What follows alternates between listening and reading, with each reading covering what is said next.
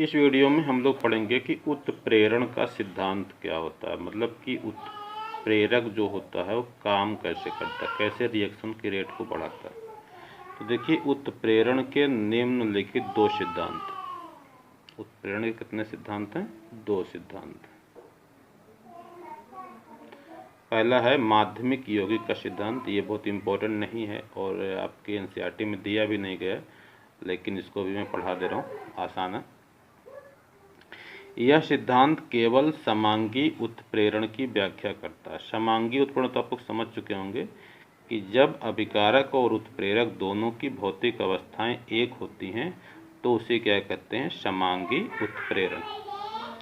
इसके अनुसार सर्वप्रथम उत्प्रेरक किसी एक अभिकारक से क्रिया करके माध्यमिक यौगिक बना लेता है। उसके बाद यह माध्यमिक यौगिक दूसरे अभिकारक से क्रिया करके उत्पाद का निर्माण कर लेता है तथा उत्प्रेरक अपनी पूर्व अवस्था में अलग हो जाता है।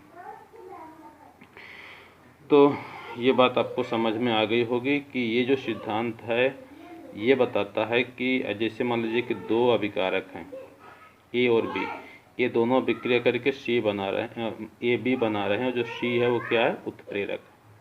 तो उत्प्रेरक क्या करता है कि दोनों में से किसी एक अभिकारक से पहले अभिक्रिया करके माध्यमिक यौगिक बनाता है। मतलब ए से मान लीजिए सी ने अभिक्रिया कर लिया तो बना लिया AC। AC क्या है? माध्यमिक यौगिक है।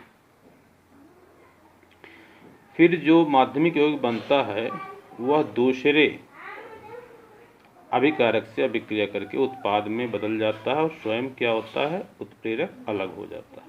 तो ये सिद्धांत कहलाता है माध्यमिक यौगिक का सिद्धांत। इस पर मैंने एक उदाहरण भी दिया है।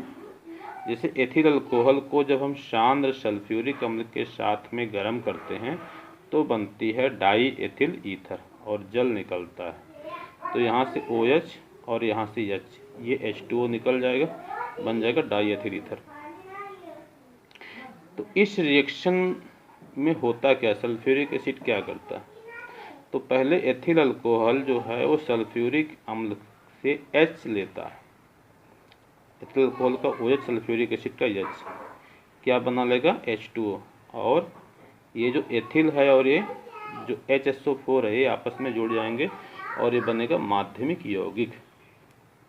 फिर जो ये माध्यमिक यौगिक है दूसरे एथिल अल्कोहल के अणु से अभिक्रिया करेगा तो यहाँ से निकलेगा HSO4 और यहाँ से H, तो यहाँ से बन जाएगा H2SO4 और डाई एथिल ईथर। तो उत्प्रेरक यहाँ पर क्या है? H2SO4 है, वो बाद में रिएक्शन में अलग हो जाता है। ये उदाहरण भी आप इसको दे सकते हैं। अब देखिए माध्यमिक यौगिक सिद्धांत की विशेषताएं। इस सिद्धांत में क्या क्या विशेषताएं, क्या क्या क्वालिटी है, मतलब ये सिद्धांत कहाँ कहाँ पर व्याख्या करता है चीज़ों की। पहली विशेषता यह है कि यह सिद्धांत केवल समांगी उत्प्रेरण की व्याख्या कर सकता है। किसकी व्याख्या कर सकता है? केवल समांगी उत्प्रेरण की। दूसरा है, यह सिद्धांत उत्प्रेरक वर्धक तथा उत्प्रेरक विष की क्रियाविधि की व्याख्या नहीं कर सकता। उत्प्रेरक वर्धक और उत्प्रेरक विष भी आपको मैं बता चुका हूँ। उत्प्रेरक वर्धक क्या होते हैं? जो रासायनिक अभिक्रिया के वेग को बढ़ा देते हैं, उन्हें क्या कहते हैं? उत्प्रेरक वर्धक। उत्प्रेरक वर्धक क्या होते हैं? ऐसे पदार्थ जो उत्प्रेरक की उत्प्रेरण क्षमता को बढ़ा देते हैं। और उत्प्रेरक विष क्या होते हैं? जो उत्प्रेरक की उत्प्रेरण क्षमता को कम कर देते हैं। तो ये जो उत्प्रेरक वर्धक और उत्प्रेरक विष होते हैं ये काम कैसे करते हैं, क्रियाविधि क्या होती है, उसकी व्याख्या इस थ्योरी से नहीं हो पाती, सिद्धांत से नहीं हो पाती। तीसरा है कि यह सिद्धांत पिसे हुए उत्प्रेरक की क्रियाशीलता को भी स्पष्ट नहीं करता। तो यह सिद्धांत इसको भी नहीं समझा पाता है कि अगर हम किसी उत्प्रेरक को पीस देते हैं तो उसकी क्रियाशीलता क्यों बढ़ जाती है। तो ये पहला सिद्धांत था माध्यमिक यौगिक सिद्धांत, जिसको मैंने समझा दिया। ये बहुत इम्पोर्टेंट नहीं है, एनसीईआरटी में दिया भी नहीं है, लेकिन फिर भी आप इसे पढ़ लीजिएगा, पहले परीक्षाओं में आता था। दूसरा है विषमांगी उत्प्रेरण का अधिशोषण सिद्धांत। ये काफ़ी इम्पोर्टेंट है और आपकी एनसीईआरटी में दिया भी गया है। तो इस सिद्धांत को समझिए। यह सिद्धांत विषमांगी उत्प्रेरण की व्याख्या करता है। विषमांगी उत्प्रेरण तो आप लोग समझ रहे होंगे कि जब अभिकारक और उत्प्रेरक की भौतिक अवस्थाएं भिन्न भिन्न होती हैं तो उसे कहते हैं विषमांगी उत्प्रेरण। इसके अनुसार उत्प्रेरक की सतह पर अनेक मुक्त संयोजकताएं होती हैं जिस पर अभिकारक के अणु अधिशोषित होते हैं, जिसके कारण उत्प्रेरक की सतह पर अभिकारक की सांद्रता बढ़ जाती है, अतः अभिक्रिया का वेग भी बढ़ जाता है। सांद्रता बढ़ने से अभिकारक की अभिक्रिया का वेग बढ़ जाता है। तो पहले उत्प्रेरक क्या करता है, अपनी सतह पर अभिकारक के अणुओं को अधिशोषित करता है।